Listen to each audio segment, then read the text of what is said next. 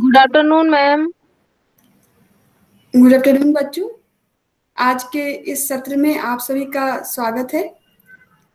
अभी हमारे साथ में बच्चों की संख्या कम है। जितनी छात्राएं मेरे साथ रोज जुड़ती हैं, मैं देख पा रही हूँ कि अभी उनमें से कुछ बच्चियां कम हैं।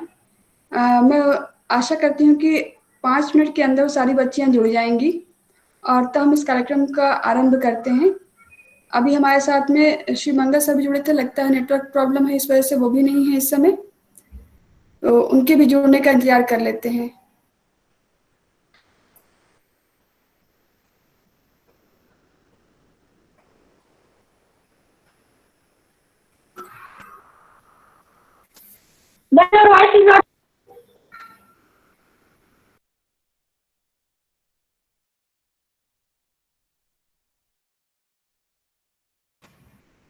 वर्षा कार्यक्रम में उपस्थित है ना?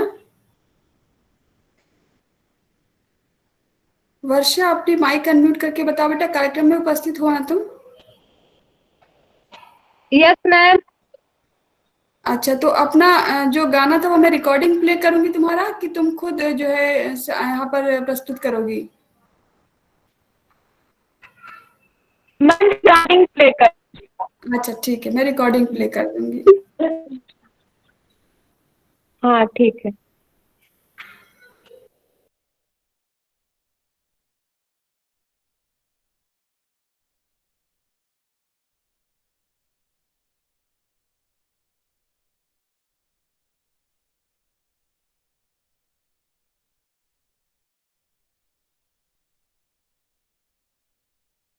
बता सकती हूँ।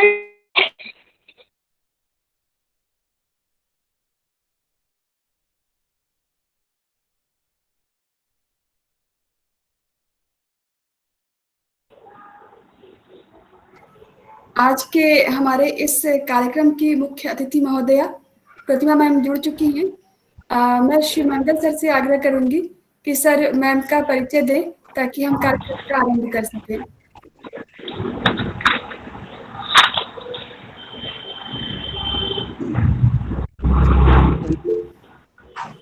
और जैसा कि मिशन शक्ति कार्यक्रम के अंतर्गत हम लोग अपने छात्राओं को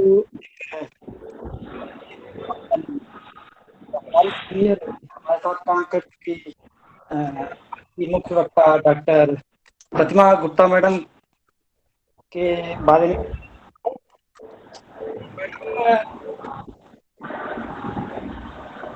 पीजी कॉलेज फतेहपुर में संगीत विभाग बहुत ही संपन्न है। वहाँ पर संगीत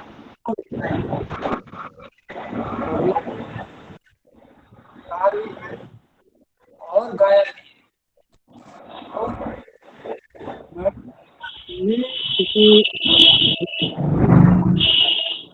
कराता हूँ। तो मैडम उस वार्षिक महोत्सव में सांस्कृतिक कार्यक्रमों के माध्यम से, सरस्वती वंदना के माध्यम से और एक खेलों डांस प्रोग्राम बच्चों का आयोजित कराया बहुत ही विस्तार तरीके से। इसका वीडियो अभी मेरे पास उपलब्ध नहीं है, शायद वो लैपटॉप में है, मैं भी आज मोबाइल से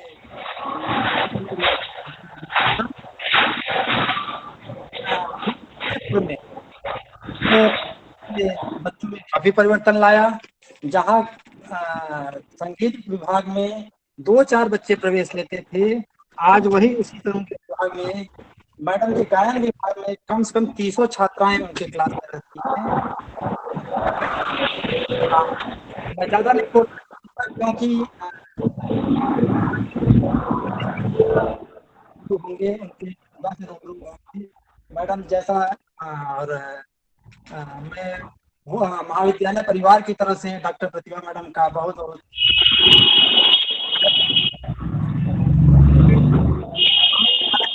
जरूर से लाभान्वित होंगे मैडम डॉक्टर प्रतिमा गुप्ता द्वारा। और इस आगे के कार्यक्रम के लिए मैं पुनः निवेदन करूंगा इस कार्यक्रम की संयोजक डॉक्टर रश्मि मैडम से कि मैडम प्लीज आप आगे बढ़ाएं। Madam please. जी सर, धन्यवाद सर। प्रतिमा मैम, आज के हमारे इस मिशन शक्ति कार्यक्रम में आपका हार्दिक स्वागत है। और मैं भी चाहती हूँ मैम कि हमारे जो बच्चे हैं वो आपके जो आशीर्वचन हो उनसे लाभान्वित हो।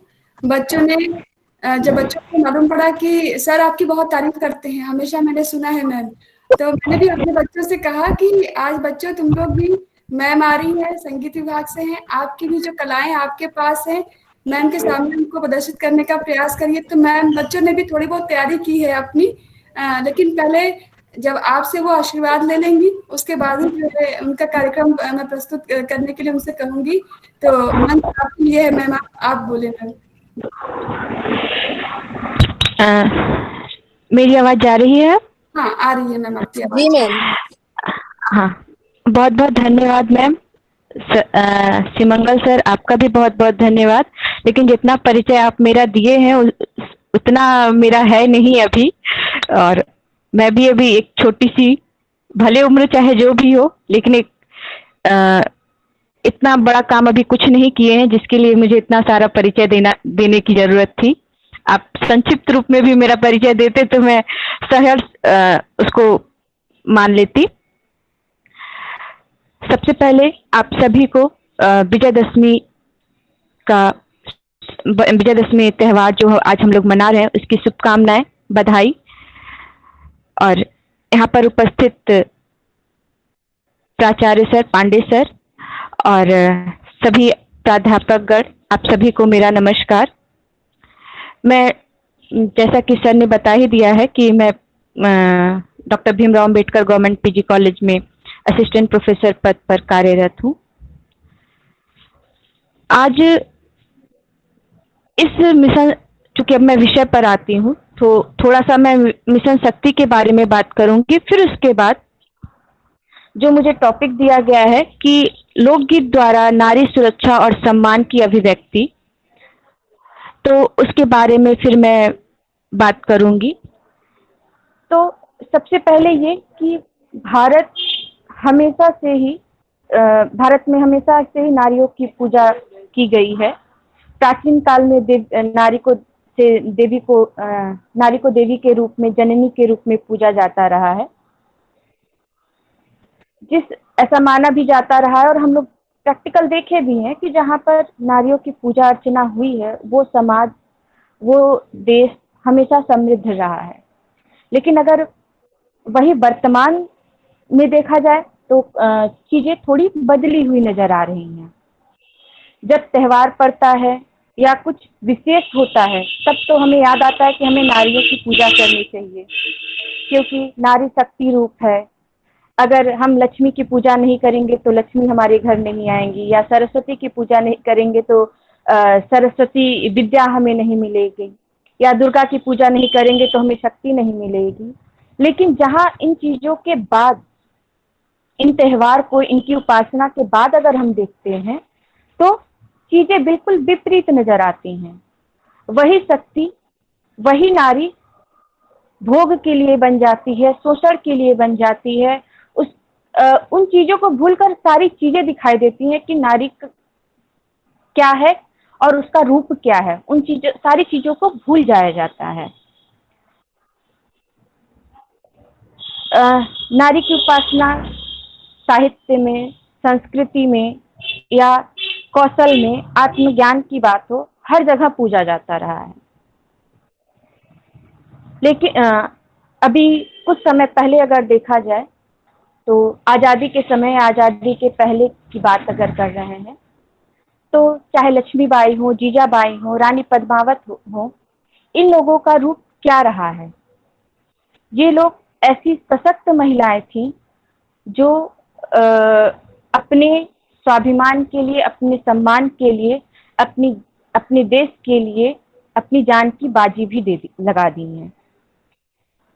अपने दायित्व का, अपने कर्म का पूर्णतः वो निर्वहन की हैं। परंतु आज समाज में जो नारी की स्थिति है वह बिल्कुल अलग है। हर क्षेत्र में, हर जगह, यहाँ तक कि उसे सड़क पर चलने के लिए, स्कूल कॉलेज जाने के लिए भी अब लड़ाई लड़नी पड़ती, या ये कहे कि अपनी जगह बनाने के लिए संघर्ष करना पड़ता है। तो इन सब चीजों को अगर देखा जाए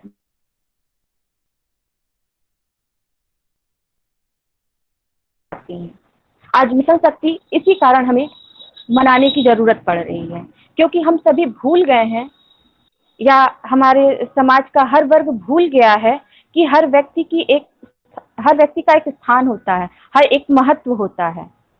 शायद इसीलिए इस नवरात्रि के समय सबको जगाने के लिए कहा जा रहा है कि आप मिशन शक्ति जैसा कार्यक्रम शासन द्वारा चलाया जा रहा है कि आप अपनी पुरानी चीजों को फिर से याद करिए और फिर से उन चीजों को संभाल कर सजो कर रखिए, क्योंकि जो भी हमारी परंपराएं या हमारी संस्कृति है, अगर हम उनको पीछे छोड़ते जाएंगे तो कहीं हम सिर्फ विनाश की ओर ही बढ़ेंगे। हम कहीं भी ये नहीं कह सकते कि हम ऊंचाइयों को छुएंगे। और जब तक समाज का हर वर्ग बराबर अपना दायित्व, अपना फर्ज या कर्तव्य नहीं निभाएगा, तब तक देश समृद्ध नहीं हो सकता। और अगर आप ये सोच करके करिए कि पुरुष वर्ग ही केवल सब कुछ कर सकता है, नारी कुछ नहीं कर सकती है, या नारी को आगे बढ़ने का अधिकार नहीं है, या उसका शोषण किया जाए, तो ये गलत है। क्योंकि वहाँ की जनसंख्या जिस समाज की या देश की है, तो वो सभी एक साथ मिलकर के ही आगे बढ़ेंगे, तभी हम आगे की ओर बढ़ सकते हैं।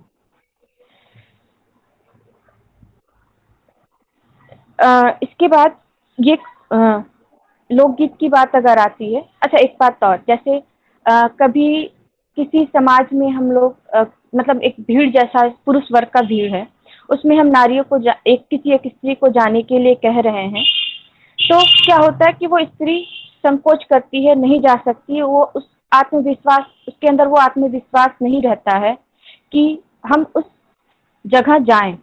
लेकिन वही अगर किसी स्त्रियों का भीड़ है और पुरुष को जाने के लिए कहा जाता है, तो वो पुरुष कुछ को छोड़ करके बेझिझक वहां जाता है, और स्त्रियां फिर उसे रास्ता दे देती हैं, क्योंकि उनके अंदर आत्मविश्वास नहीं है, उनके अंदर वो जागरूकता नहीं है।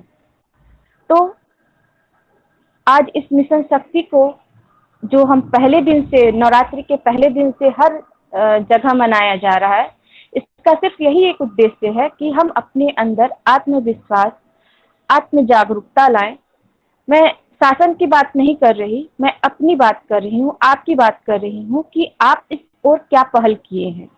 शासन ने तो बहुत सारे नियम और सुविधाएं दी हैं, लेकिन आप स्वयं ने क्या किए हैं? आपके अंदर जो पहले दिन से इतनी सारी सुविधाएं दी गई, इतने सारे भाषण हो रहे हैं, हम हर जगह सुन रहे हैं, न्यूज़पेपर में भी वही है, तो क्या हम उस ओर आगे अपने आप को तैयार कर पाए हैं? जो जगाने का काम किया जा रहा है, आज हम लोग दशहरा, दशमी का त्यौहार मना रहे हैं, लगभग 9-10 दिन हो चुके हैं, तो क्या हमारे अंदर वो आत्मविश्वास आया? और अगर नहीं आया तो इतने दिनों तक हम सिर्फ भाषण ही क्यों सुने? तो जब तक आप अपने आप को नहीं जगाएंगी कि आपके अंदर भी शक्ति है और आप उन गलत चीजों के खिलाफ अपनी आवाज उठा सकती हैं या अपना बचाव कर सकती हैं, तब तक इस मिशन शक्ति कार्यक्रम का उद्देश्य पूरा नहीं होता है। नारी को कहा जाता है कि अबला है, ठीक है अबला है, लेकिन नारी को शक्ति का रूप भी मानते हैं। तो जब शक्ति का रूप मानते हैं तो हम अबला ही बन करके क्यों रहते हैं? जहां हमें अगर जरूरत पड़ रही है और हमें लगता है कि हमारे हित में जो चीज नहीं है, हम स्वतंत्र रूप से नहीं जी पा रहे हैं, या हम राह चलते हमें कोई समस्या आ रही है या कोई मनचला छेड़ रहा है, तो क्यों नहीं हम वो शक्ति रूप अपने अंदर उजागर करते हैं? क्यों नहीं उसके खिलाफ हम बोलते हैं? ये नहीं हम कह रहे जा करके तलवार से या बंदूक लेकर के सड़क पर उतर जाओ, लेकिन जो सरल उचित तरीका है उसका उपयोग करना चाहिए। इसमें थोड़ा कहेंगे माँ बाप का भी थोड़ा दोष कहेंगे, या जो आज समाज है उसके हिसाब से सोचते हैं कि हाँ हम क्यों दुश्मनी लेने जाएं, क्यों बैर करने जाएं, इसी समाज में रहना है। तो कहा जाता है लड़कियों को नहीं तुम शाम को मत निकलो, या सन्नाटे वाले रास्ते से मत जाओ, या घर में ही रहो, क्या जरूरत है जाने की, मैं तुम्हारा काम कर दूंगा, इस तरह की बहुत सारी बातें होती हैं। तो क्यों नहीं आप उन्हें सक्षम बनाने की कोशिश करते हैं।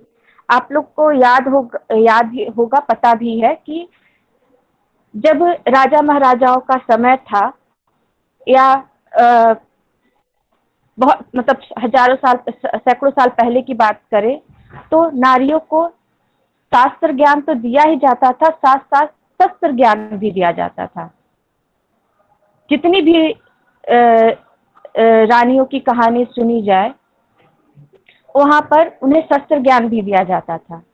तो वो शस्त्र ज्ञान क्यों दिया जाता था? क्योंकि जरूरत पड़ने पर आप उससे अपनी रक्षा कर सकें, न कि हमेशा तो उसका उपयोग होता नहीं था, लेकिन जरूरत पड़ने पर हम उसका इस्तेमाल कर सकते हैं।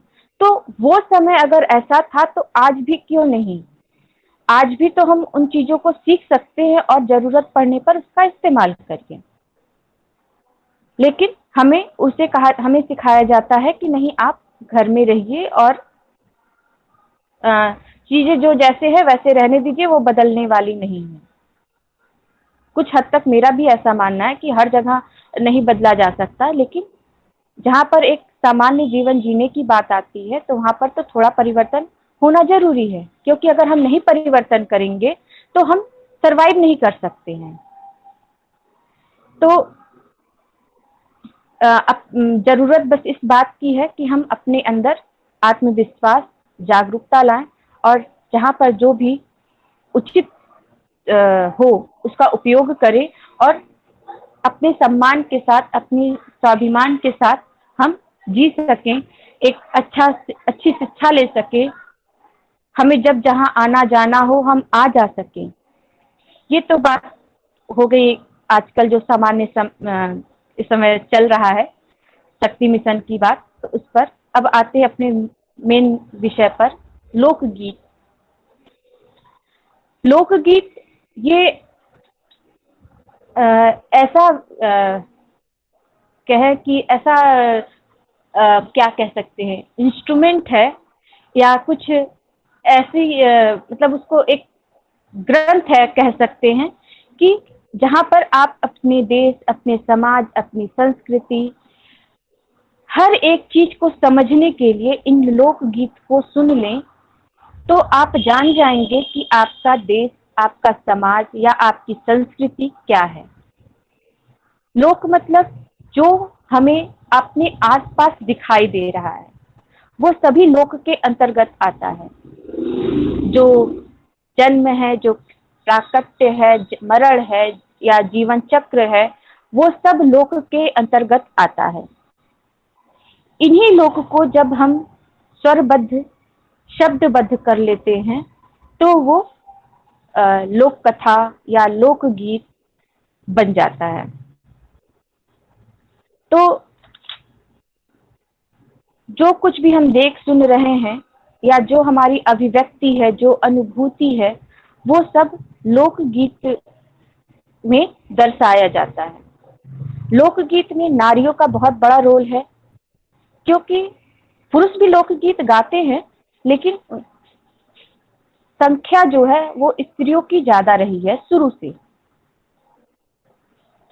अगर लोकगीत को समृद्ध करने के लिए, उसे सजोने के लिए या उन्हें संचारित बनाए रखने में स्त्रियों का बहुत बड़ा रोल है। वो अपने मन की हर अभिव्यक्ति, सुख दुख या तीज त्योहार या जो रस्म रिवाज है या जो कुप्रथाएं हैं, या मतलब जन्म से लेकर के मरण तक, या ये कहा जा सकता है कि जब ये होता है कि स्त्री गर्भवती है, उस क्षण से लेकर के व्यक्ति मृत्यु प्राप्त कर लेता है, उसके बाद तक की जितनी भी प्रक्रियाएं होती हैं, उन सारी प्रक्रियाओं के लिए लोकगीत बनाया गया है। उन हर क्षण की अभिव्यक्ति के लिए लोकगीत है। जैसे ज़्यादातर हम लोग जैसे गोद भराई की रस्म होती है, तो उसके लिए भी अलग गीत बनाया गया है। जनेऊ संस्कार है, हर तरह के संस्कारों के लिए, त्योहारों के लिए लोकगीत बनाए गए हैं। ये लोकगीत पीढ़ी दर पीढ़ी चलते आते हैं। ये हम आप ही, केवल हम आप नहीं बनाए हैं।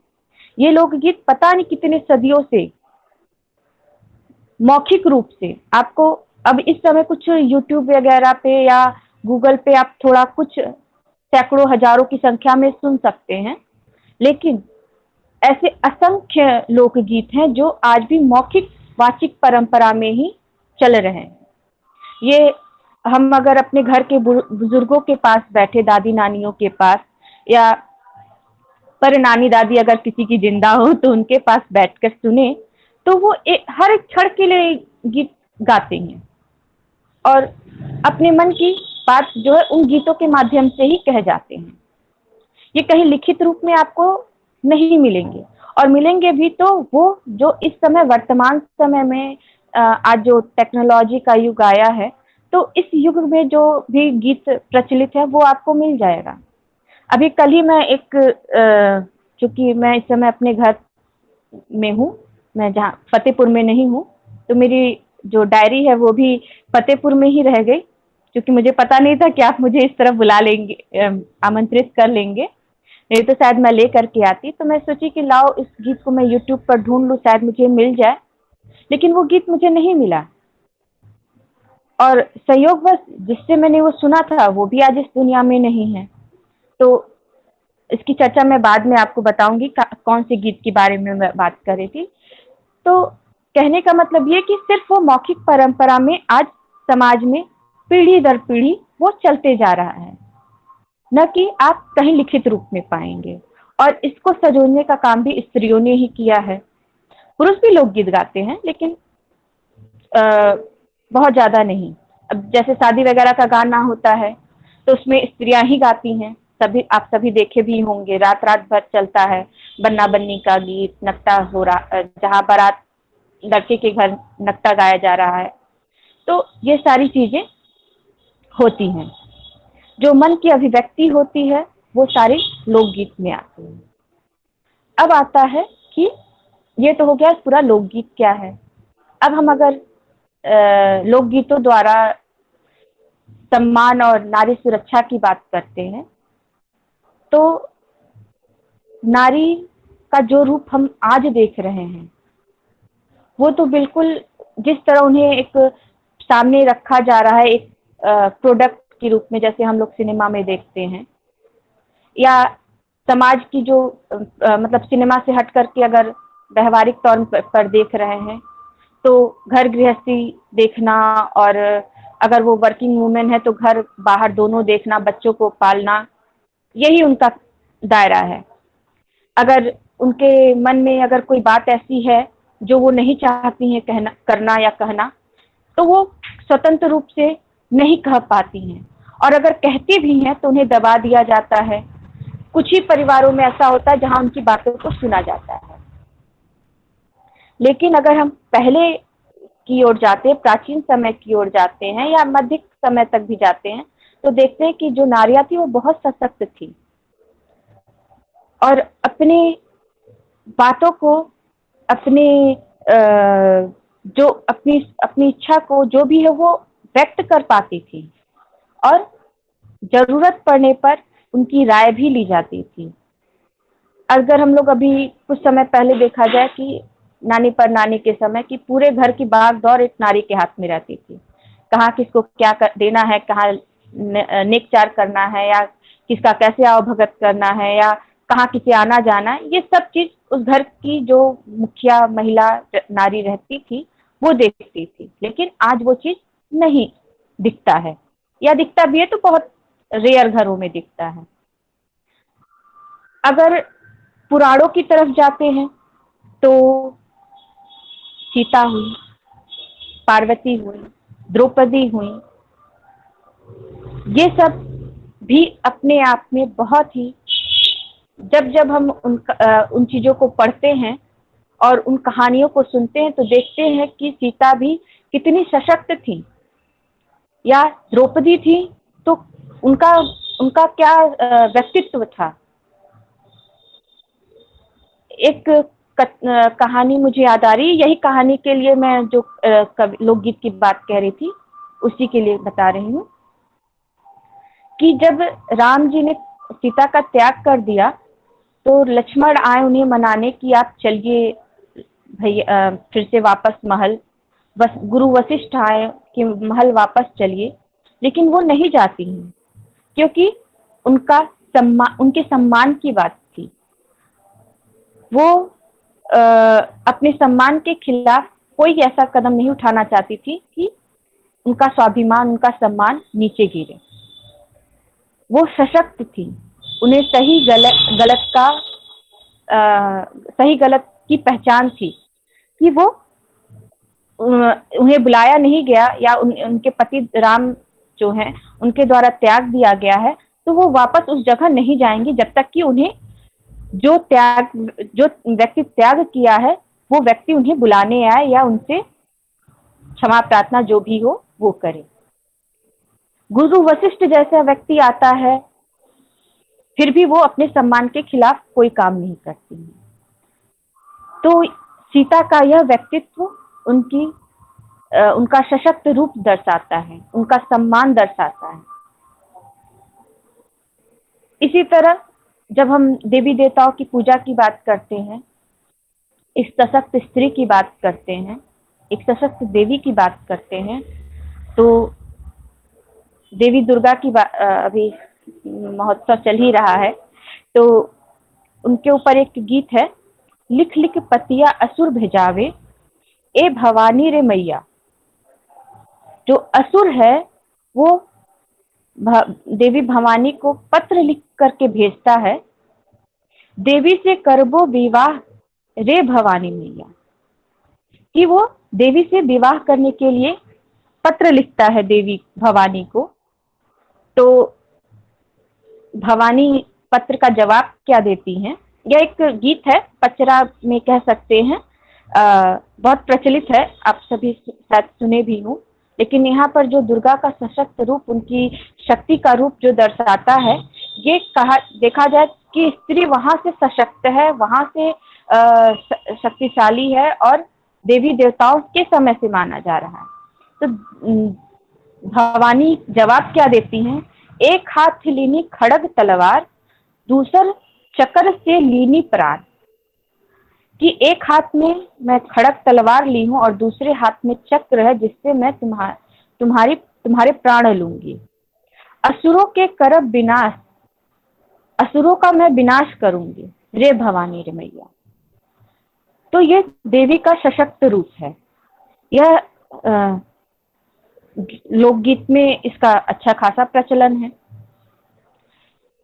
फिर अगर व्यवहारिक तौर में एक स्त्री की बात की जा रही है तो कहा जा मतलब देखते हैं हम लोग कि लोकगीत है, संयोग वियोग का पक्ष ज्यादा चलता है, रूठने मनाने वाली बात, जेवर गहना मांगने वाली बात स्त्रियों का पुरुषों अपने पति से। लेकिन कुछ जगहों पर यह भी देखा जाता है कि स्त्रियां कैसे अपने वियोग के बावजूद भी अपने सम्मान के लिए अपने पति को क्या कहती हैं, कर ले सवतिया से प्यार। शब्द थोड़े शायद बच्चे आप सभी जो जुड़े हुए हैं, अगर पूर्वांचल के शब्द समझ रहे होंगे तो खैर पूर्वांचल में आप लोग हैं भी तो समझ भी रहे होंगे कि कर ले सवतिया से प्यार, जावो पिया जहां तुम चाहे। मतलब तुम जहां जाना चाहते हो जाओ, सवतिया से प्यार भी कर लो, उससे ब्याह भी कर लो, हमरे भाग में यही लिखा था। मोरे सेनुर के तोर भाग, मतलब मेरे जो हिस्से का जो सिंदूर था उसमें भी उसका जो भाग है वो तुम ले लो, मैं तुम्हें दान दे रही हूँ, तुम मेरी सवत के साथ रहो, जहां रहो खुश रहो, उसकी ये बात है। इस तरह की बात अगर किसी सामान्य स्त्री से कहा जाए तो वो रोना पिटना मचा देगी, अरे मेरी जिंदगी बर्बाद हो गई और पता नहीं क्या क्या इस तरह की कहानियां बनने लगेंगी। ये बात वही एक औरत कह सकती जिसे अपने स्वाभिमान, अपने सम्मान की चिंता हो। सामान्य स्त्री नहीं कह सकती, क्योंकि वो तो दुख वियोग में चली जाएगी। उसे लगेगा कि पति नहीं है तो मेरे जिंदगी जीने का कोई मकसद नहीं। लेकिन वही कुछ स्त्रियां ऐसी हैं जो सशक्त हैं, अपने उनकी दृढ़ इच्छा इतनी मजबूत है कि वो हर चीजों को झेलने के लिए, बच्चों को पालने के लिए, अपना जीवन निर्वहन करने के लिए अपने आप को मजबूती से तैयार किए। वो किसी के आगे गिड़गिड़ाने वाली नहीं है।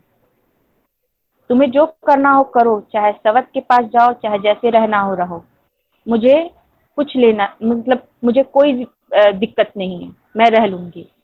तो इस तरह के लोकगीत भी हैं जो स्त्रियों के पक्ष को दर्शाते हैं कि वो कितनी स्वाभिमानी है।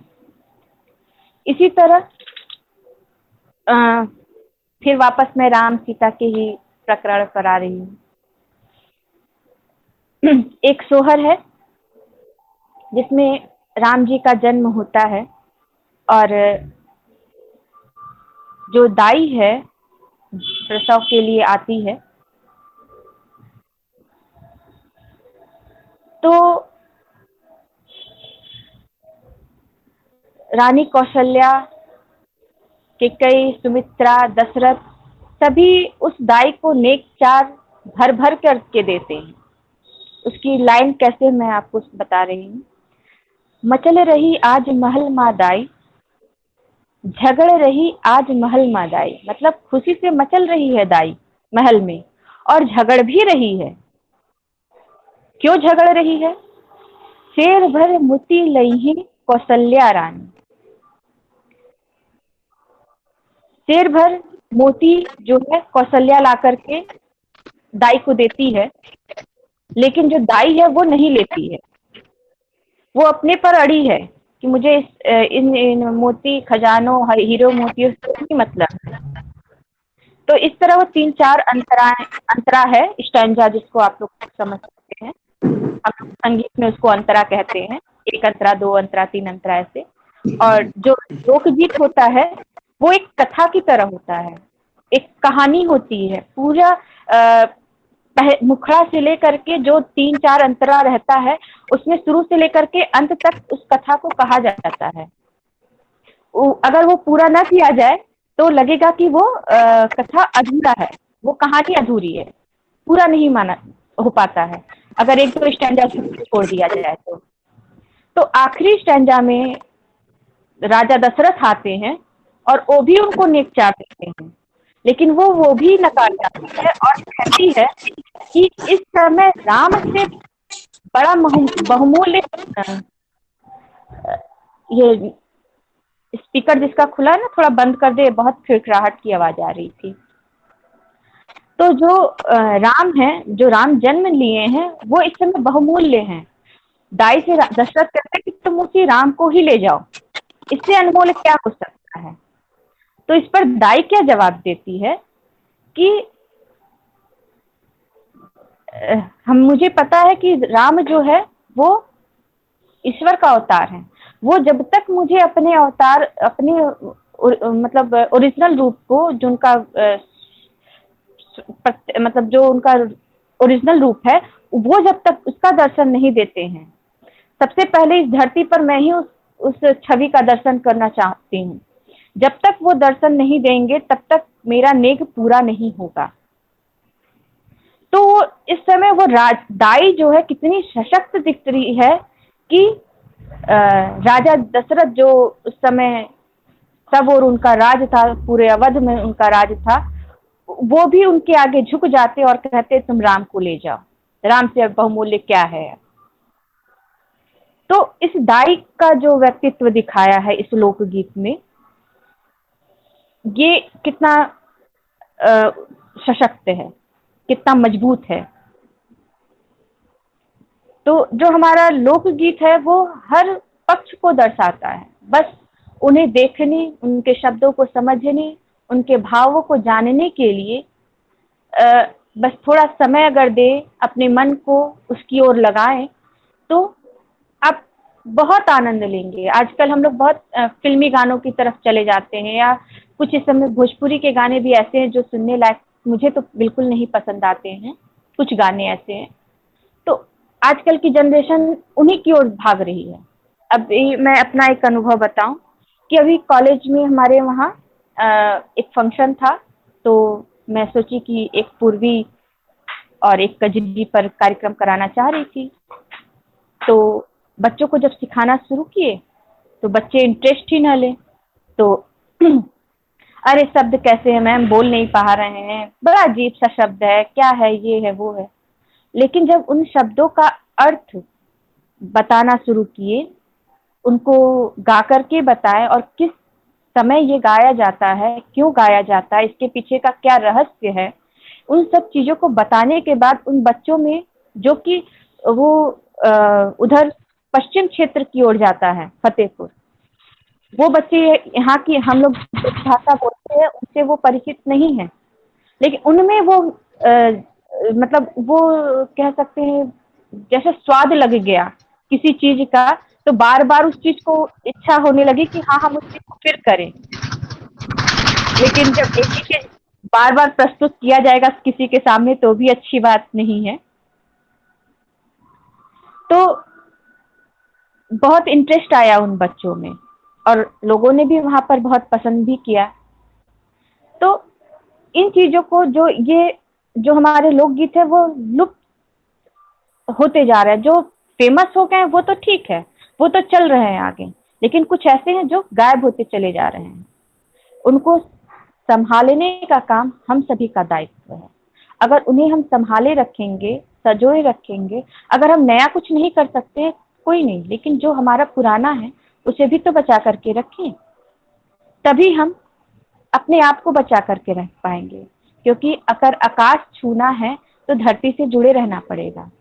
अगर धरती नहीं रहेगी तो हम आकाश छू करके क्या करेंगे? हम पक्षी तो है नहीं कि सदैव आकाश में उड़ते रहेंगे। पक्षी भी थक करके जमीन पर आता है, हम तो इंसान हैं।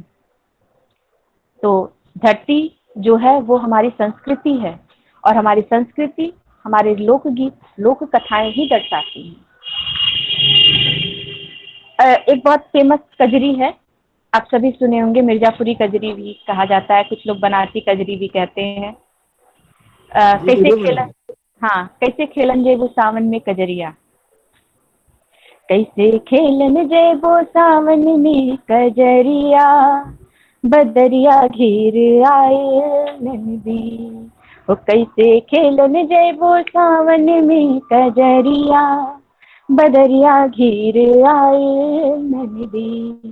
तू तो जात हो अकेली, तोरे संग ना सहेली, तू तो जात हो अकेली, तू तो जात हो अकेली, तोरे संग ना सहेली। हो गुंडा रोक लई है, हो गुंडा रोक लई है तोहरी डगरिया, बदरिया घेर आए नंदी।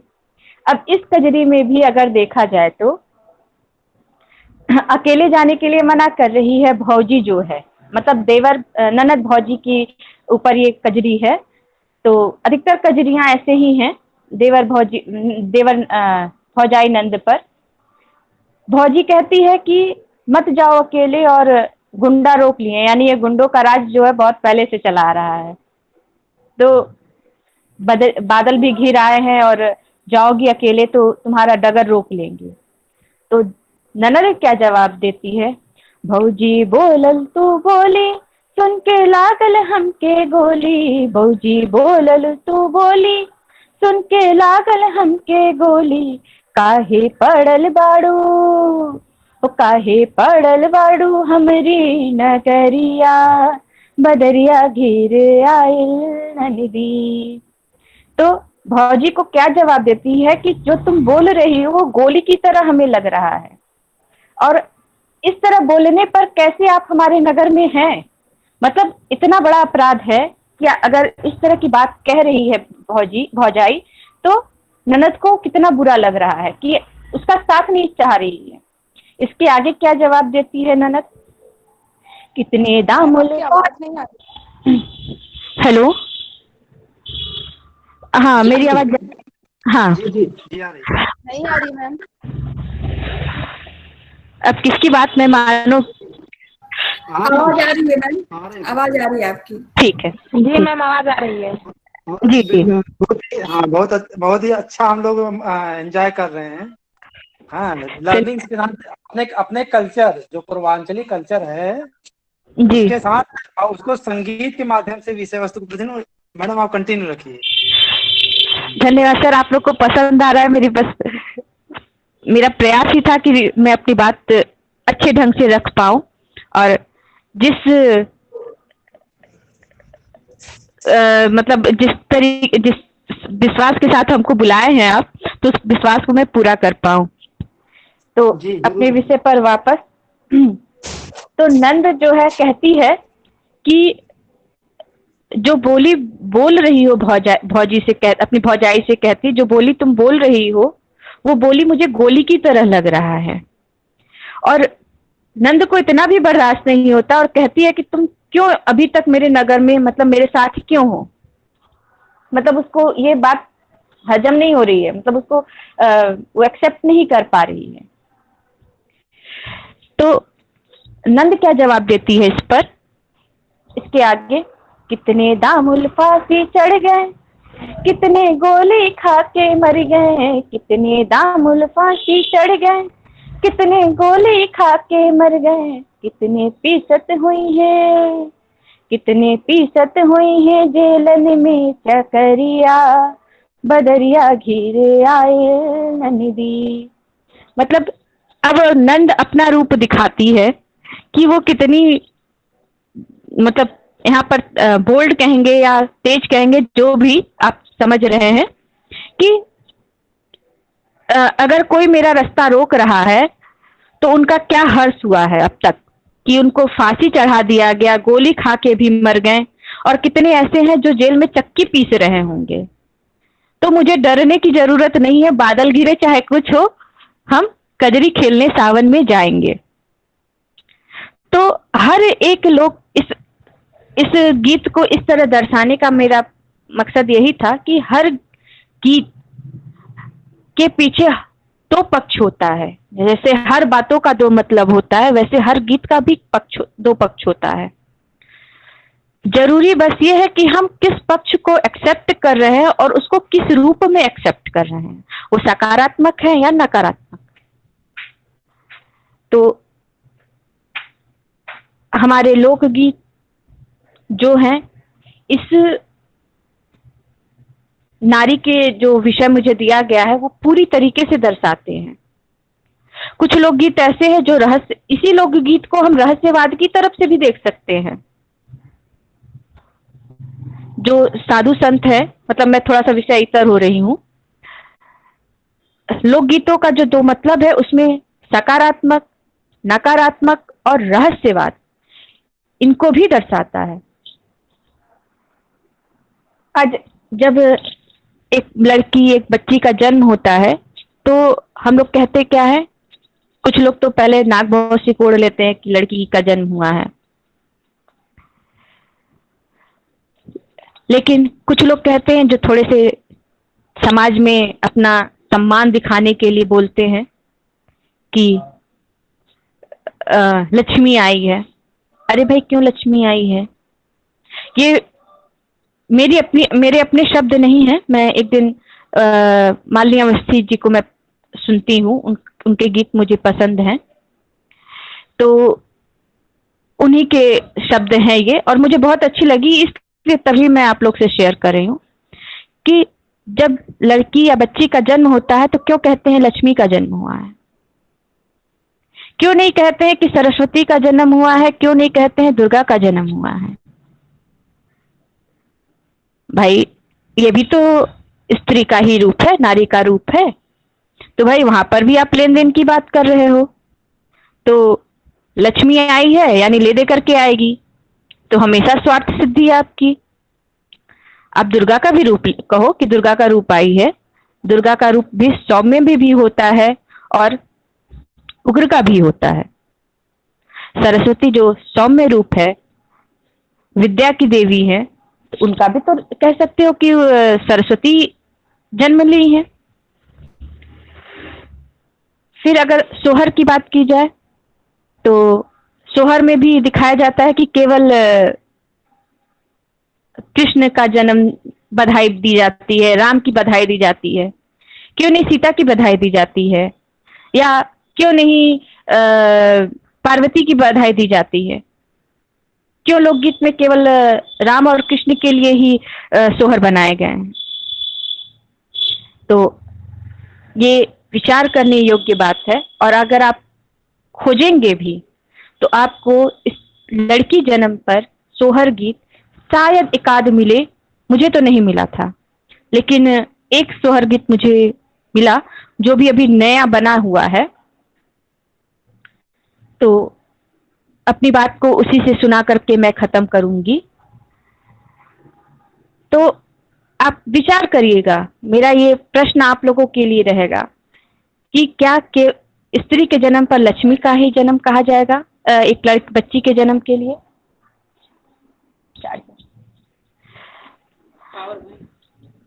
तो आप सोचिएगा कि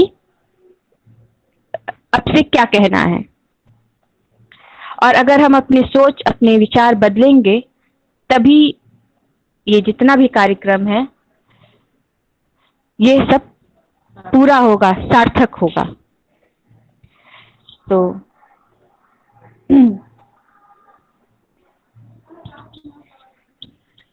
ये सिया के जन्म का सोहर गीत है। क्योंकि अभी मैं नया नया ही सुनी तो हो सकता थोड़ा सा कुछ।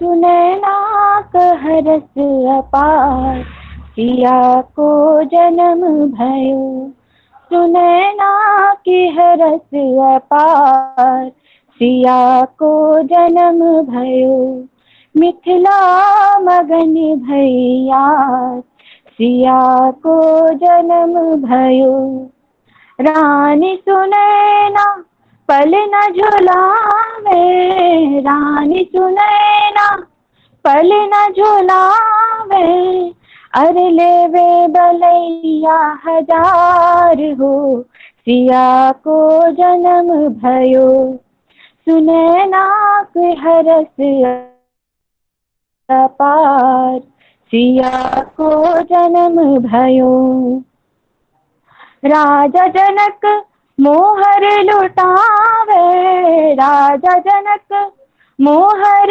लुटावे, मोहर लुटावे, बाटे बाटे मोहर हजार सिया को जन्म भयो, सुनैना की हरस अपार सिया को जन्म भयो, मिथिला मगन भैया सिया को जन्म भयो।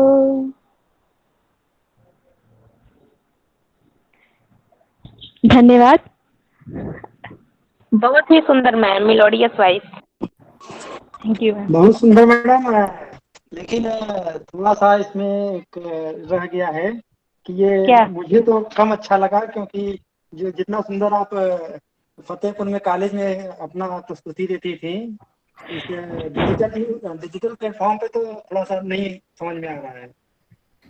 अच्छा, हाँ, तो सर क्या नहीं समझ में आया, बता दीजिए, मैं पूरा करने की भी कोशिश कर दूं।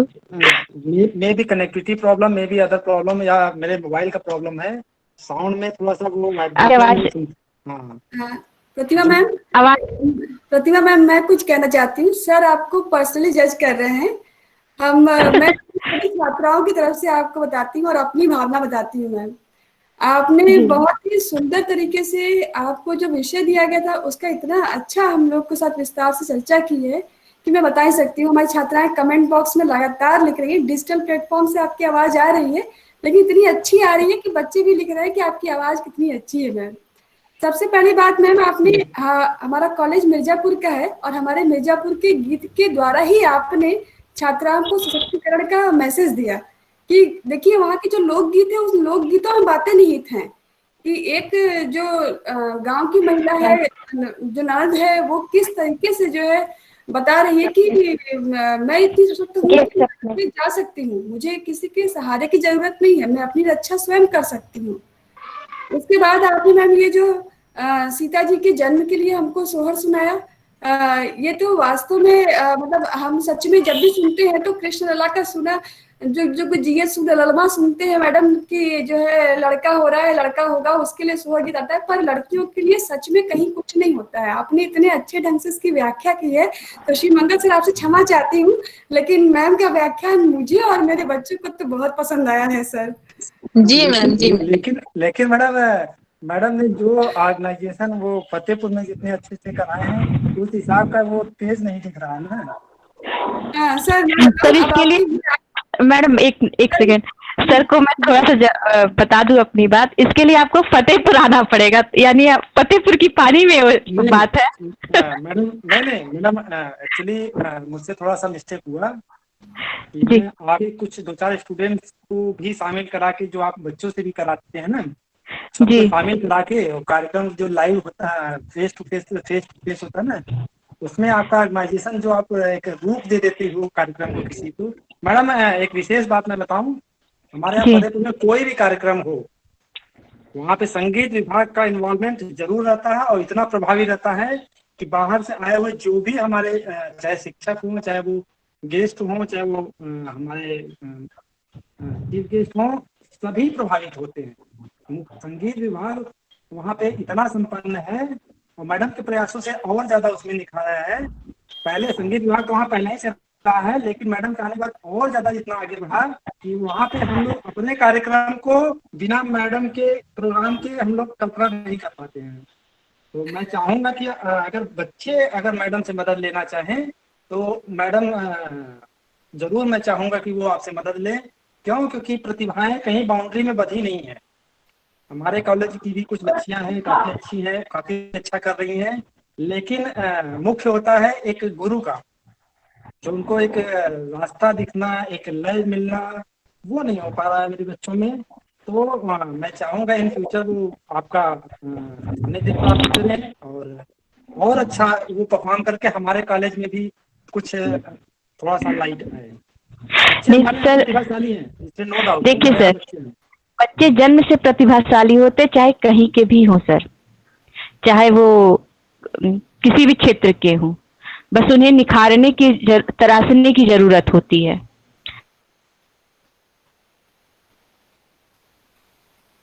अब वो बात अलग, उसे सजाया नहीं जा रहा है।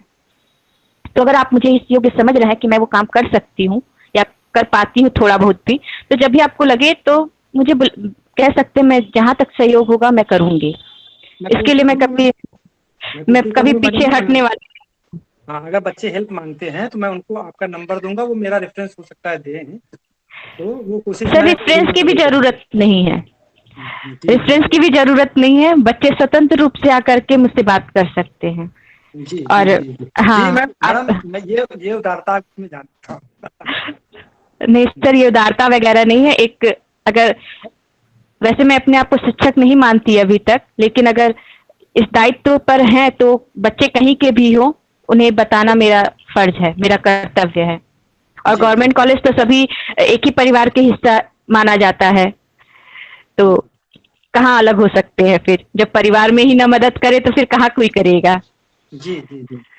और रही बात सर आपकी कि जो मैं फतेहपुर वाला रूप नहीं दिखा पाई, आप उससे संतुष्ट नहीं हुए आज की बात से, तो आज मुझे परफॉर्मेंस के लिए नहीं बुलाए थे, आप मुझे लेक्चर के लिए बुलाए थे। और लेक्चर देने की बात अगर है तो लेक्चर से ही मैंने उसको कोशिश किया मतलब समेटने के लिए।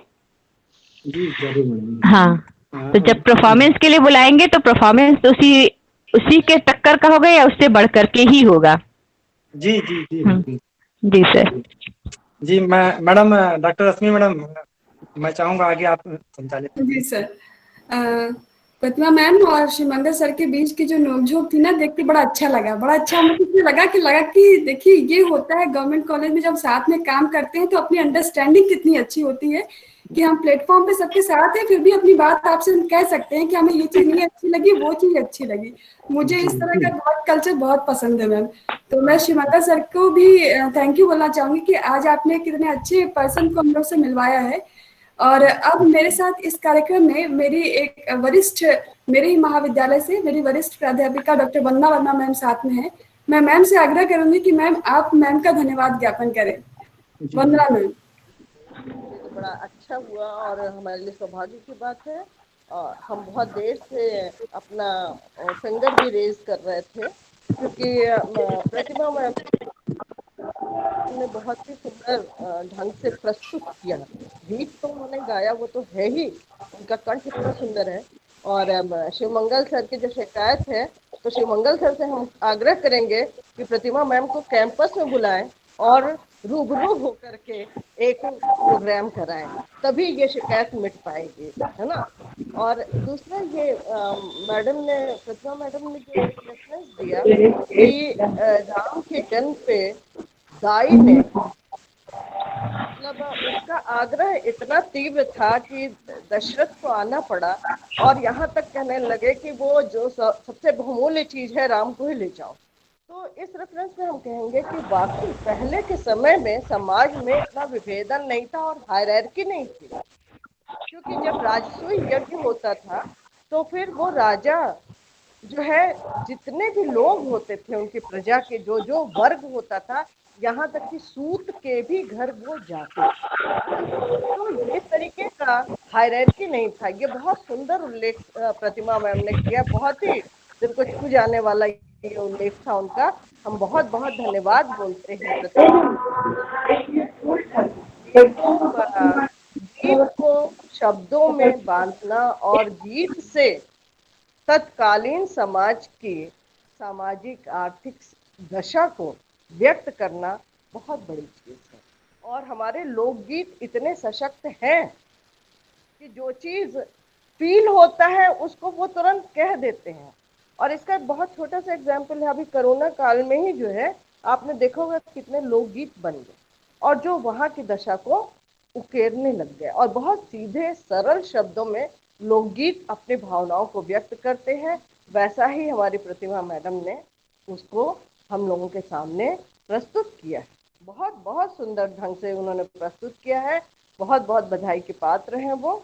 उनका गीत और उनकी व्याख्या दोनों ही बहुत बढ़िया थी। आज लकीली मुझे ये मौका मिल गया कि हम इसको अटेंड कर पाए। बाई चांस जो हम इस वक्त घर पे थे, इसलिए हम अटेंड कर पाए। तो हम लोग बहुत लाभान्वित हुए। हमारा महाविद्यालय, प्राचार्य महोदय और हमारे कलीग्स और हमारे प्यारे बच्चे, सबके सब आपके वक्तव्य से, आपके गीत से, आपकी व्याख्या से बहुत ज़्यादा लाभान्वित हुए। हम आपको अपने दिल से आभार व्यक्त कर रहे हैं और आपके लिए निश्चित रूप से मन बना चुके हैं कि जल्दी से जल्दी हम लोग बुलाएंगे, बशर्ते कि शिवमंगल सर इसमें आगे बढ़े। और हमें उम्मीद है कि शिवमंगल सर इसमें पहल करेंगे और हम लोग अपने कॉलेज में बहुत अच्छा आपका प्रोग्राम करवा पाएंगे। मैडम, नैतिकता कहती है कि मैडम भी पूर्वांचल की हैं और हम लोग पूर्वांचल में हैं, वो मैडम के लिए ये कठिन काम नहीं है। कजरी इन्होंने सुना दी, मामूली बात है। जी जी जी, की कजरी सुनाई है भाई। मैडम हम लोग मैं तो फतेहपुर में ये कई 4-10 कजरिया बार बार सुन चुका हूँ मैडम की। मैडम के कार्यक्रम होते रहते हैं वहाँ पर।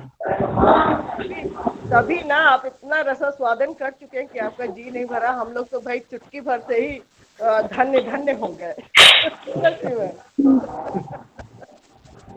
बहुत बहुत धन्यवाद। मैं मौका मिला फिर हम लोग कहीं ईश्वर करे मिलाए। जरूर मैम, जयपुर, है ना। धन्यवाद मैम। वंदना मैम का भी बहुत बहुत धन्यवाद। अब हमारे साथ में हमारी प्रतिमा मैम, कुछ बच्चियां भी हैं, 2-3 बच्चियां हैं जिन्होंने अपनी प्रस्तुति तैयार की है। हालांकि हमारे महाविद्यालय में संगीत विषय नहीं है, उन्होंने जो भी अपने पारंपरिक ज्ञान से अपने गीत तैयार किए हैं, उनकी प्रस्तुति मैं चाहती हूँ। हमारे बीच में एक बच्ची है, ममता गौतम। ममता, अपना माइक अनम्यूट कर लो। ममता, आवाज आ रही है?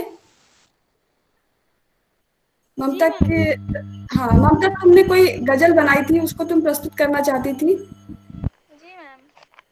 हाँ, तो बेटा उसको आपने थोड़ा आवाज तुम्हारी तेज है, आवाज बहुत धीमे आ रही है।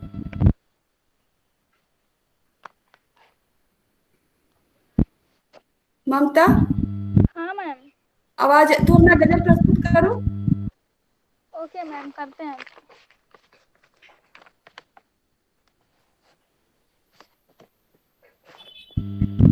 इस कार्यक्रम के अंतर्गत आप सभी का धन्यवाद जो हम लोग हमें दी।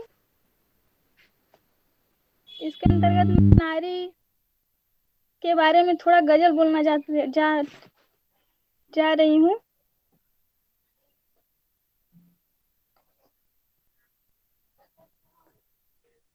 बोए जाते हैं बेटे उग जाती हैं बेटियां, बोए जाते हैं बेटे उग जाती हैं बेटियां, खाद पानी बेटे को लहराती हैं बेटियां।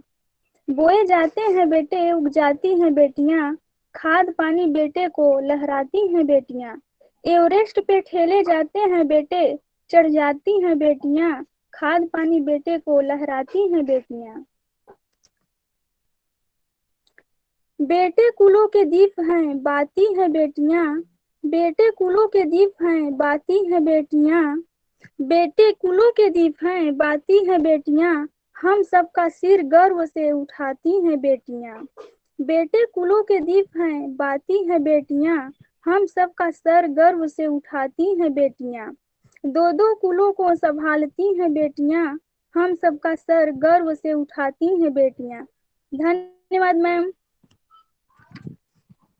ममता, अब इसी के साथ हमारे सुजीत सर भी कार्यक्रम में जुड़ गए हैं। सर, आपका भी हार्दिक स्वागत है इस कार्यक्रम में। जिन बच्चियों ने अपनी प्रस्तुति भेजी है, मेरे पास उनकी रिकॉर्डिंग है। मैं उनकी रिकॉर्डिंग एक के बाद एक प्ले करना चाहती हूँ।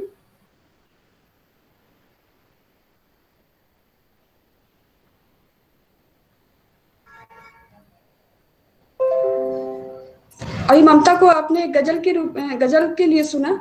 अब ममता ने एक गीत भी भेजा था, मैं उस गीत को भी प्ले करती हूँ।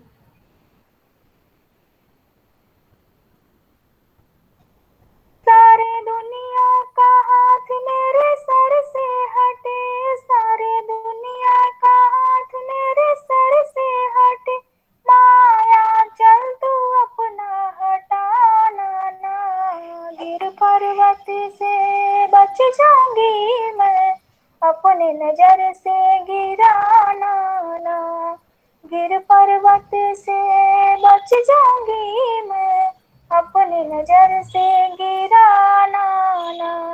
ममता न माता समान कहीं होई, माता बिना लोर पोछी न कोई, ममता न माता समान कहीं होई, माता बिना लोर पोछी न कोई, सब आंसू ही देते हैं हंस के मुझे, मेरी मैया तू मुझको रुलाना ना, गिर पर्वत से बच जाऊंगी मैं, अपनी नजर से हटाना ना, गिर पर्वत से बच जाऊंगी मैं, अपनी नजर से गिराना ना।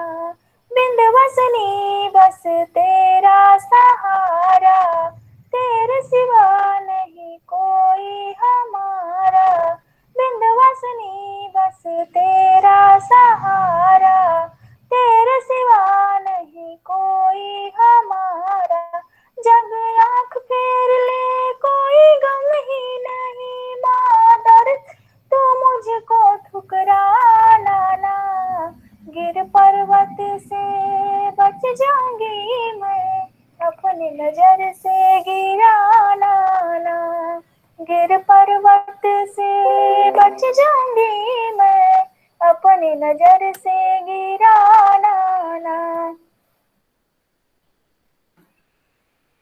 ममता को हम लोगों ने सुना। इसके बाद हमारी एक और बच्ची है,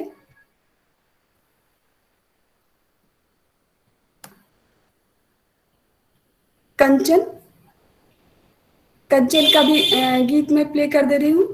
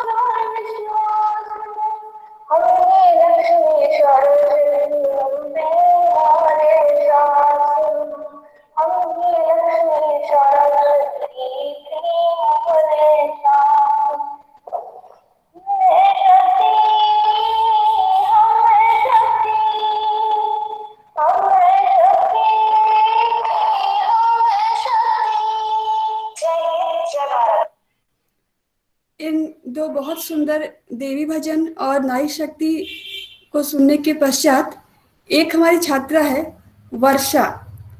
वर्षा ने बहुत ही सुंदर तरीके से मिशन शक्ति कार्यक्रम के अंतर्गत जो भी सुना, जो भी समझा, जो भी सीखा, उसने उन्हें गीतों का रूप दिया है। मुझे ये बहुत पसंद है। और अंत में, क्योंकि हमारे पास यही अंतिम प्रस्तुति है छात्राओं के द्वारा, इसी को मैं प्ले करने जा रही हूँ। काम छोड़ो आओ पढ़ैया में, पढ़ैया में बड़ा अच्छा लागे स्वावलंबी बनैया में, बड़ा अच्छा लागे स्वावलंबी बनैया में। अपने बेटी बन के मिशन शक्ति में जोड़ा, अपने बेटी बन के मिशन शक्ति में जोड़ा। हो रही महिला हिंसा से जग से मिटावा, हो रही महिला हिंसा जग से मिटावा। जग में होए तब तुम्हार बड़ैया हो, बड़ैया हो। बड़ा अच्छा लागे स्वावलंबी बनैया में, बड़ा अच्छा लागे स्वावलंबी बनैया में। अपने बेटी बन के मार्शल आर्ट सिखाओ, अपने बेटी बन के मार्शल आर्ट सिखाओ। दुश्मनों से लड़े खातिर ताकतवर बनाओ, दुश्मनों से लड़े खातिर ताकतवर बनाओ। तब हित होए दुश्मन के छक्का छोड़ैया हो, छोड़ैया हो। बड़ा अच्छा लागे स्वावलंबी बनैया में, बड़ा अच्छा लागे स्वावलंबी बनैया में। अपने बेटी बन के ग्लो के बारे में बतावा, यह सब पावे खातिर संतुलित भोजन करावा। नहीं तो होए सिर्फ कमजोरिया हो, कमजोरिया हो। बड़ा अच्छा लागे स्वावलंबी बनैया में, बड़ा अच्छा लागे स्वावलंबी बनैया में। विद्यालय में कोनो परेशानी हो तो रश्मि मैम से बताओ, विद्यालय में कोनो परेशानी हो तो रश्मि मैम से बताओ। दूर करिहा सब परेशानियां हो, परेशानियां हो। बड़ा अच्छा लागे स्वावलंबी बनैया में, बड़ा अच्छा लागे स्वावलंबी बनैया में। धन्यवाद।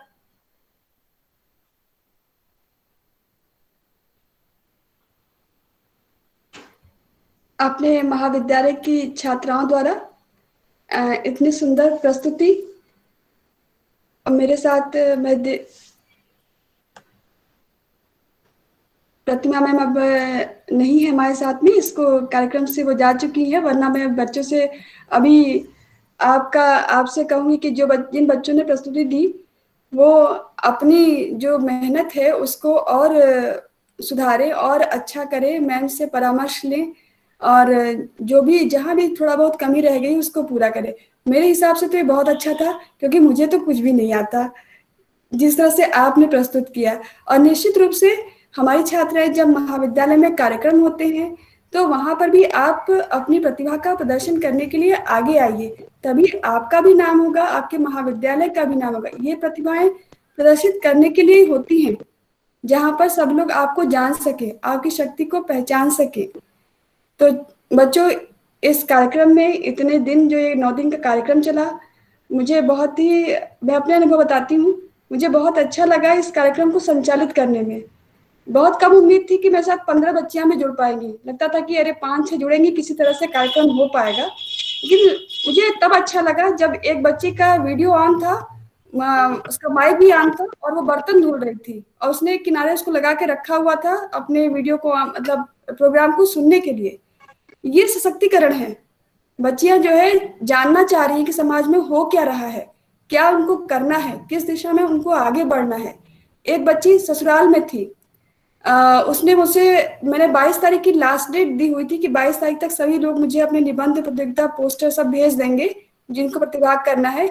उस बच्ची ने मुझे रात में मैसेज किया कि मैम मैं ससुराल में हूँ, यहाँ के दायित्वों के कारण से मैं अभी तक लिख नहीं पाई हूँ, आज रात में लिखूंगी और कल सुबह आपको दूंगी, तो क्या आप इसको उसमें शामिल करेंगी।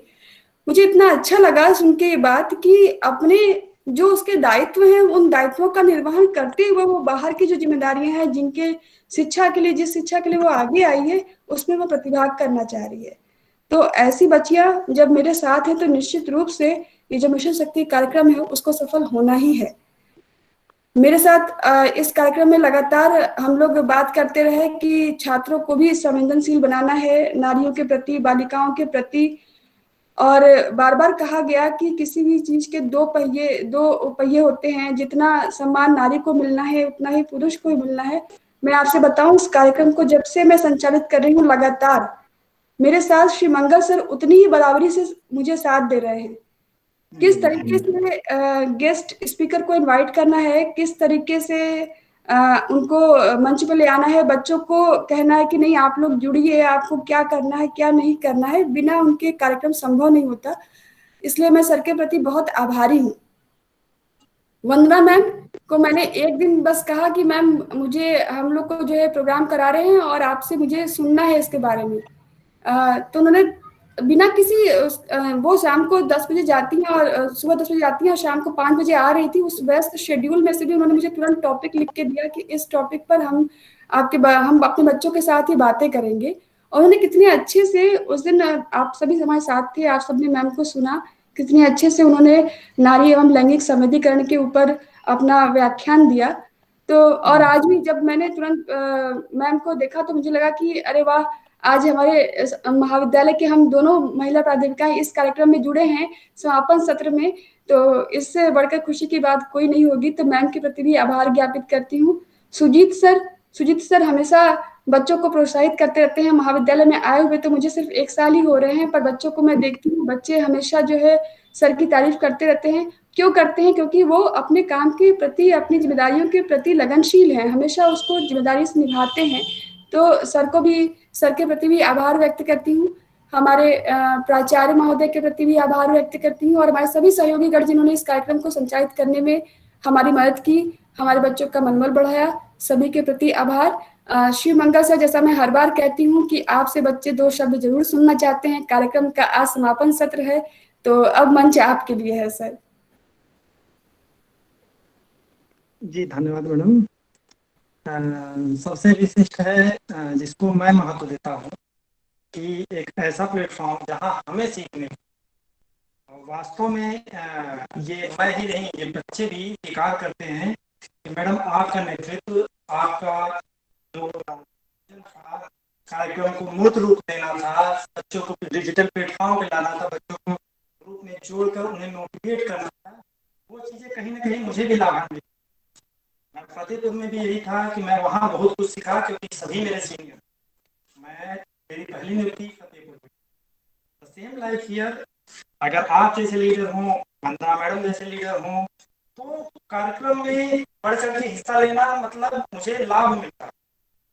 आपकी प्रेजेंटेशन स्किल, आपकी नॉलेज, एवरीथिंग, आपने किस तरीके से कार्यक्रम को, जहाँ पे हम लोग एक कल्पना करना, बच्चों को अपने रिमोट एरिया में हम लोग डिजिटल प्लेटफॉर्म पर ला भी पाएंगे कि नहीं, लेकिन आपने प्रयास किया, बच्चों की लिस्ट निकलवाई, बच्चों का मोबाइल नंबर निकलवाया, व्हाट्सएप ग्रुप में जोड़ा और उन्हें विविध कार्यक्रमों में, पोस्टर एंड बैनर प्रतियोगिता में भी मैडम आपने बच्चों को बार बार कह के उन्हें इसके लिए मोटिवेट किया और बच्चे आगे बढ़ के आए। चाहे ये योग का विषय रहा हो, इसलिए मैंने तो केवल मुख्य वक्ता डॉक्टर प्रतिमा गुप्ता मैडम को आमंत्रित किया था, लेकिन रिमेनिंग अदर थिंग, जो बच्चों का पार्टिसिपेशन, बिना उनके पार्टिसिपेशन के इस कार्यक्रम का कोई महत्व नहीं है। तो आप बहुत ही वृहद रूप से मैडम एक तरह से प्लान किए हैं इस कार्यक्रम को। अगर आप महोदय मैडम ये कार्यक्रम विशेष रूप से आपको बहुत बहुत बधाई देना चाहता हूँ मैडम कि आप जितनी तन्मयता से, जितनी लगन से और जितने कुशल नेतृत्व से इस कार्यक्रम को रूप दिए हैं, उसके लिए आभारी हूँ। मैं तो बहुत एक तरीके से, क्योंकि ये विशेष रूप से फिजिकल के जो टीचर्स हैं, प्रोफेसर्स हैं, उनको इसमें शामिल होना अनिवार्य था, लेकिन मैडम आपने रेंजर्स में होते हुए इसका पूरा नेतृत्व संभाला और आपके निर्देशन पे काम करने का अवसर मिला। मैडम और आगे भी चाहूंगा कि मैडम आप जैसे अनुभवी लोगों के सानिध्य में मेरा काम करना, शिवमंगल यादव में कहीं करते रहिए। मैडम बहुत बहुत धन्यवाद आपको ऐसा मैडम। Thank you sir. पर सर मुझे तो समझिए कि इस कार्यक्रम को कराने के दौरान एक जो छुपी हुई चीज थी वो मिल गई, मतलब आप मिल गए, कि मुझे पता चल गया कि इनको इतनी चीजें आती हैं, इनका इस्तेमाल मैं कहाँ कहाँ कर सकती हूँ सर। ये सबसे अच्छी बात रही इस कार्यक्रम की सर। और अपने बच्चों में भी मैंने कुछ बच्चों को आइडेंटिफाई किया जो बच्चे टेक्निकली बहुत ही अच्छे हैं। मैं 2 बच्चों का नाम लेना चाहती हूँ। सभी बच्चे अच्छे हैं, सभी बच्चे जुड़ चुके हैं, इसका मतलब सबको कुछ ना कुछ आ गया है। पर जो कर पाएगा वो लीडर कहलाता है ना। तो आपके बीच में हमारे इस कार्यक्रम को, हमारी जो छात्राओं की लीडरशिप रही, उसमें मैं ज्योति गिरी का नाम लेना चाहती हूँ। कि जो जब कार्यक्रम के लिए व्हाट्सएप ग्रुप बनाने की बात आई, जब कार्यक्रम में लिंक से आपको कोई समस्या हुई, मैं कार्यक्रम करा रही थी सर, कार्यक्रम करा रही थी, हमारे लिए संभव नहीं था कि हम आपको समझा पाए कि किस तरीके से आप इस कार्यक्रम में जुड़ेंगी। वहां पर ज्योति ने आगे बढ़ करके आप सबकी मदद की, आप सबको बताया। तो ये एक लीडरशिप क्वालिटी होती है। सबको यूज करना आ चुका। आज गूगल मीट कैसे यूज करते हैं, किस तरीके से अपने आप को म्यूट करते हैं, किस तरह से स्क्रीन नहीं प्रेजेंट करनी होती है, ये सब कुछ अब आपको आ चुका है। तो ज्योति और छात्रों में एक निखिल नाम का बच्चा है, बहुत ही अच्छा बच्चा है। वो भी हमेशा इस तरह के महाविद्यालय के कार्यक्रमों में रुचि लेके आगे बढ़ता है, और छात्रों को भी प्रेरित करता है कि वो भी इस तरह के कार्यक्रम में जुड़े। तो बच्चों, जिस तरह से ये 2 बच्चे अच्छा कर रहे हैं, आप भी बहुत अच्छा करेंगे निश्चित रूप से। जब महाविद्यालय खुलेगा तो मुझे पता है कि आप सब जो है अपने साथ जो छात्राएं होंगी उनको भी आप ये टेक्नोलॉजी बताएंगी।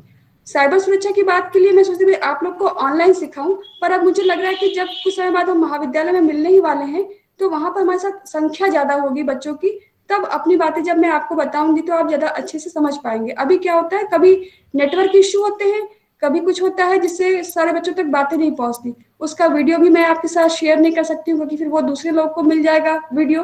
तो इसलिए उस बात को मुझे लगता है जब हम फेस टू फेस मिलेंगे क्लास में किसी दिन निर्धारित करके दिन, उस दिन इसके बारे में चर्चा की जाएगी। आज मैं और श्री मंगल सर के अलावा हमारी वरिष्ठ सहयोगी वंदना मैम हमारे साथ में हैं। मैं प्राचार्य सर की अनुपस्थिति में वंदना मैम से ही चाहूंगी कि वो इस कार्यक्रम का समापन सत्र की घोषणा करें।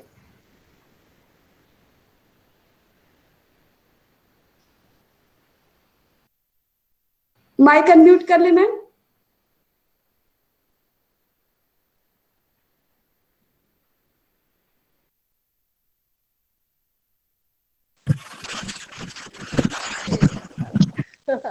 ये मौका तो बिल्कुल अनएक्सपेक्टेड था रश्मि मैम। हाँ, और इसमें प्राचार्य जी का दर्जा बहुत ऊंचा है और हम पादान पे बहुत नीचे हैं, इसलिए थोड़ा ये कार्यक्रम मिशन शक्ति का है मैम, और मिशन शक्ति में आप सबसे वरिष्ठ हैं हमारे लिए। तो आपके आशीर्वाद के साथ इस कार्यक्रम का समापन करें हम, इससे अच्छी बात कोई हो नहीं सकती। जितने जोशो खरोश से ये कार्यक्रम शुरू हुआ, उसकी दूर दूर तक उम्मीद नहीं थी हमें। और जिस तरीके से आपने और शिवमंगल सर ने इसको इतने मास्टरली हैंडल किया, तो निश्चित रूप से भविष्य में हम लोगों को कभी ज़रूरत पड़ेगी तो आप दोनों का ही पल्लू पकड़ेंगे हम लोग। ये मिशन शक्ति उत्तर प्रदेश सरकार द्वारा एक वीक लॉन्ग यानी 19 से 25 तक ये प्रोग्राम था, जिसमें बालिकाओं को ज़्यादा से ज़्यादा सशक्त करने का सरकार का प्रयास रहा। और कई तरह के कार्यक्रम इसमें करवाए गए। बौद्धिक विकास हो, जागरूकता बढ़े, इसलिए तरह तरह के विषयों पर व्याख्यान कराया गया। और विशेषज्ञ को आप लोगों ने आमंत्रित करके, हम लोगों ने आमंत्रित करके उनसे बच्चों को व्याख्यान दिलवा करके लाभान्वित किया। इसके अतिरिक्त मार्शल आर्ट, जो सेल्फ डिफेंस का ये एक बहुत सशक्त टूल्स है, उसको शिवमंगल सर के नेतृत्व में बहुत अच्छे से इसको संचालित किया गया और बहुत ही अच्छा सफल ये कार्यक्रम था, बहुत सराहनीय प्रयास था। इसी के साथ ही साथ जो है विजयदशमी की शुभकामना के साथ आप लोग को हम इस कार्यक्रम के समापन thank you ma'am. Thank you madam. Thank you ma'am. Thank you ma'am. बच्चों आप सबको भी दशहरे की हार्दिक शुभकामनाएं। अब हम महाविद्यालय खुलने पर फेस टू फेस मिलेंगे और यदि किस तरह के कार्यक्रम ऑनलाइन होंगे तो अब तो मुझे पूरी आशा है कि आप सब जरूर जुड़ेंगे हमारे साथ। तो आप सबका बहुत बहुत धन्यवाद बच्चों। Thank you madam.